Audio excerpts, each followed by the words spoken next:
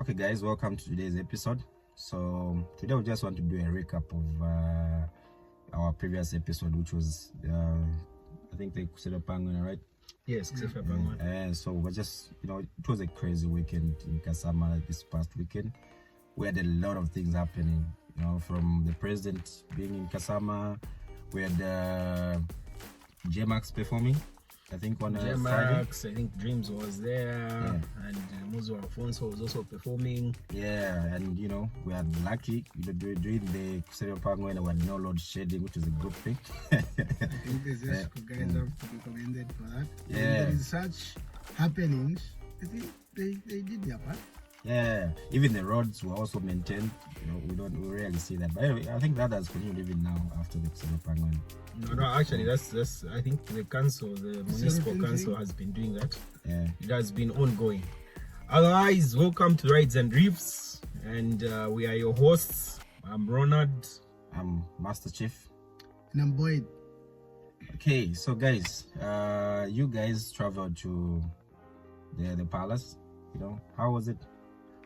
Well, it was interesting. It was a very interesting event to attend. There was so much going on, and certain things that happened were had actually beaten my expectations, and some things were not what I had expected. But overall, it was an interesting experience where we got to see the Bembas actually get to portray their culture to people that are not Bembas, and even to the Bembas that are not privy enough to understand the history of the Bemba people. So we went to Mungwi at the Ngwena village, just past the chief's palace. Ahead there, I think it's some place that is almost 80 kilometers from Kasama town, should be 80 or so. Yeah, it's a very far place. And when we got there, interesting place with a very beautiful arena.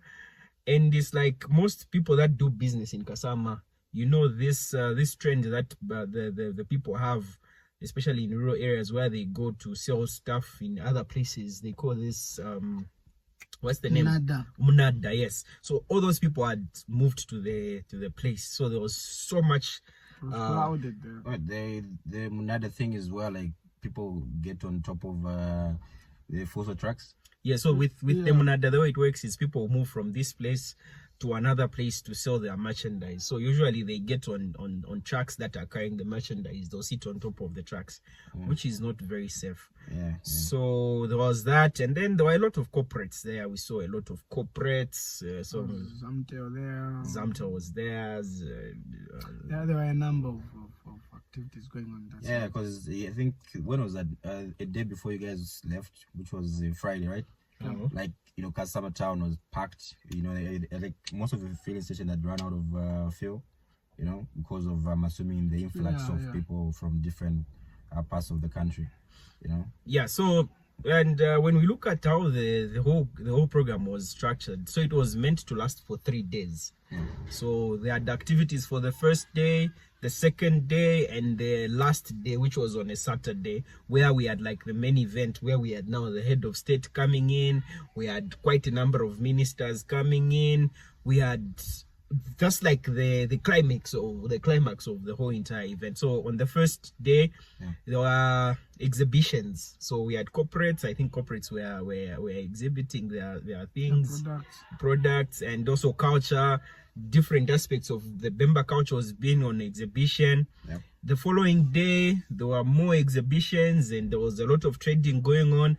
And later in the evenings, that was on Friday, that's where we had an event, a social event, where people now convened. They came now to Kasama town, and that is where we had J-Max performing. We saw Dreams performing at Mlenga and Sons, and we also saw Muzo, aka Alfonso, and quite a number of other local artists performing. And then on the actual day now, on Saturday, this is now where we went. And then now on that particular day to the Ngwena village. Okay, so now Boyd, like what did you like? Rod said the expectations and the realities are like different in it.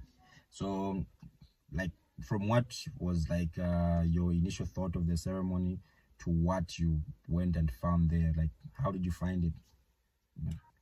Yeah, the expectations were high, except that we traveled there on the day that the ceremony was concluding. But if we were to travel there maybe on a Thursday, Friday, I think next time we have to just watch the whole event and going for the final. The guy, what it is on the final day, I think that's the day when maybe just the president will have to do his speech. I think that's the main thing that occurs there, of which that's what we witnessed.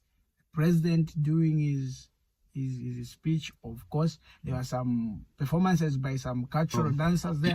But okay, so now, Boyd, you said next time you want to go for the entire 4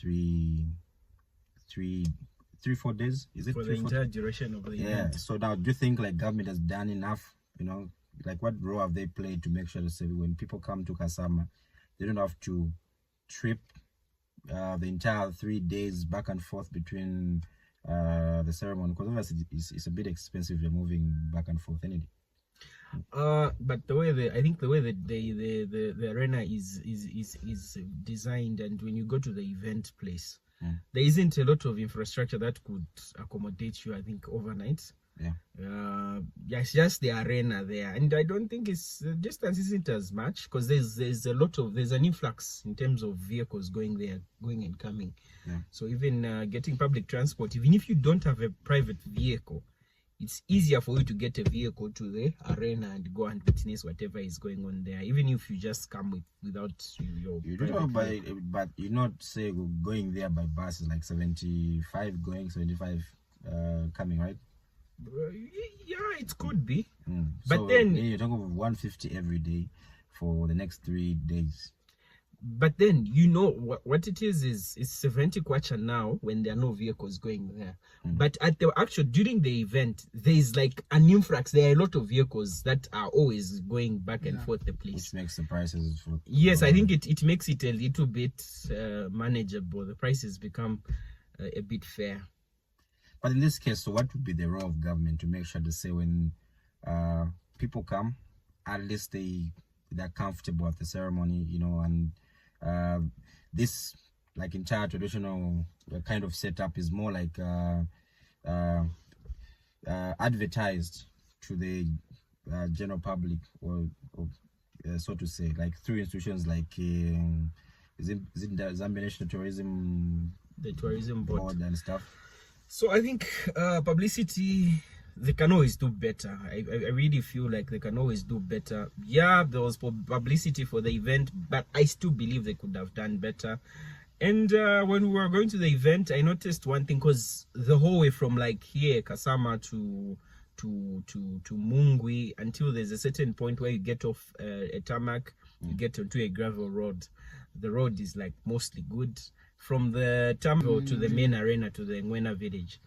So there's like, I think it should be 20 km or so. So the road is gravel, and I noticed that the time we were going through the road, it had just recently been graded, so the road wasn't in a terrible state. But I think in the future, government should consider giving it a tarmac. Just like they've built a very beautiful arena, it was far much more than what I expected. The arena looks nice. So there was like so much going on. And then government, obviously, like one thing I liked is we saw different cultures that were on display there. There were other people. I saw people wearing the musisi, the lozi. The lozis were there. Yes, okay. And the ngonis were there. And then we just need actually more can be done. But the overall, the event was on point. Then to add on that, I think we saw a number of some political leaders also there present. Oh yeah, we saw the former vice president, Dr. Nevas Mumba, was there. And the UPP president was also there. Yes, he was also there.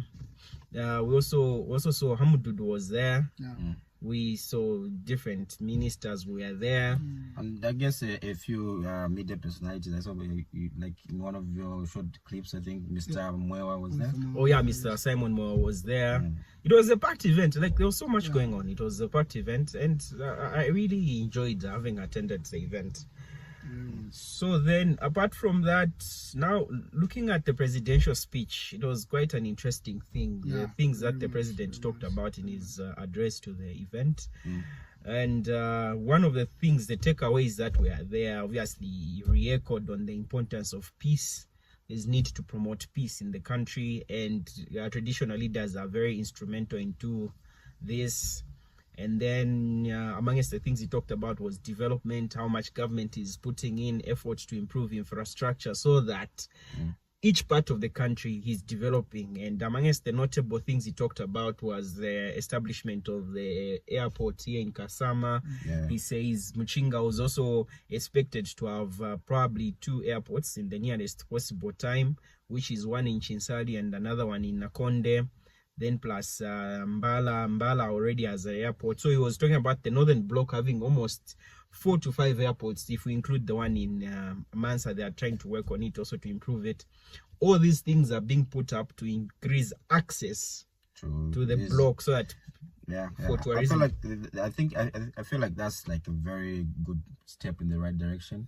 Because like just in Kasama alone, the number of heritage sites that you can visit. You have Shimba Falls there, you have Mwela Rocks. There's also another falls as you're going to Porokoso there. So there's a lot of like untapped tourism potential in the northern block, which if like properly marketed and properly like if it's taken seriously, I think can yield a lot of good results for people within as well as just the country as a whole. So and the other thing that the president mentioned was the importance of culture. What are what is it that these cultural traditional ceremonies that we do hold, what is their impact on the future generation? He did stress the point of trying to inculcate the values of these values into our children, so that because they are the future of tomorrow. So he did mention that we try to communicate these values into the future generation. Another thing that I was happy about, I skipped the mind. There's something that so I think more to the point, I think the president also talks about the need for the bloc to actually increase on maize production, especially seeing that the country had experienced droughts in places that are high in production of maize. But he even actually upheld or applauded the northern region and its traditional leaders to say, despite that, people have taken up, there's been noted increased production of maize and food in the block, and the rainy pattern. I feel like obviously we're just being polite, because the northern block, and with agriculture, I think that would be like a topic for another day. But then so those are some of the things the president talked about. He also talked about the need for the northern block to improve on irrigation, so that there is continued increased production of food, especially looking at the block having so much water, and also there is going to be increased power generation in the region. So like they are trying to work on the fact that they want to build more hydroelectric power stations in the region because there's so much water. So those are some of the things that the president talked about. And we also have the chief, who was the main highlight of the event. He also talked about a few things. I think, Boyd, what were they? In his speech read by Senior Chief Unkula, the chief applauded the efforts of the government in ensuring that the words that the president did promise when he last attended the ceremony. That was, I think, 2021. I think it should have been 2022. 2022, yeah. He said that by the time that the president will be coming to officiate the next ceremony, the airport would have been operational. So, and he did, indeed, it's operational. So, the chief, in his speech, acknowledged and applauded the government of the United Party for Development for keeping its word in ensuring that all the accessibility to the Kasama, to the northern block, is easily accessed by improved transport infrastructure. Okay, I think having said so much, would would like to hear from you. You know, feedback through the comment section. You know, get in touch with us. Let's get interactive, and you know, those that went, let's discuss what were your experiences. Did you enjoy it, or it was something else? Or was it a nightmare to be there? You know, let's keep the one Zambia, one nation, you know, kind of theme. Because the guys told me to say they saw losses, they saw none. I feel like that's the only way to go. There's no like really need for any division in one country where there's so much love. I think one other thing that took place was there were some sporting activities that were taking place. Actually, tribal. I heard the Easterners took most of the wins in those activities. Yes, there was a golf tournament. I think there were darts. Yeah. So that also is a good thing. So yeah. I think next time make sure that you attend some of these events as many as possible. And here they are going to revise the timetabling of these ceremonies so that there is a space in between each ceremony so that people can get the chance to move from one ceremony to the other, because sometimes these ceremonies are crashing, limiting people from attending as many ceremonies as possible. So the president asked through the Minister of Chiefs, and so that they can sit down and ensure that these ceremonies are not crashing, so that people can... Through the House of Chiefs, because we don't have that ministry anymore. So the request was made through the House of Chiefs. No, actually, we thank you for being with us. And like it has been put, we would like to hear more feedback from you people. Tell us what you think we should talk about next. And if you have any additions to what we've said, please be sure to put them down in the comments. Share the video with whoever and subscribe to the YouTube channel. Thank you very much. All right, that's it from us.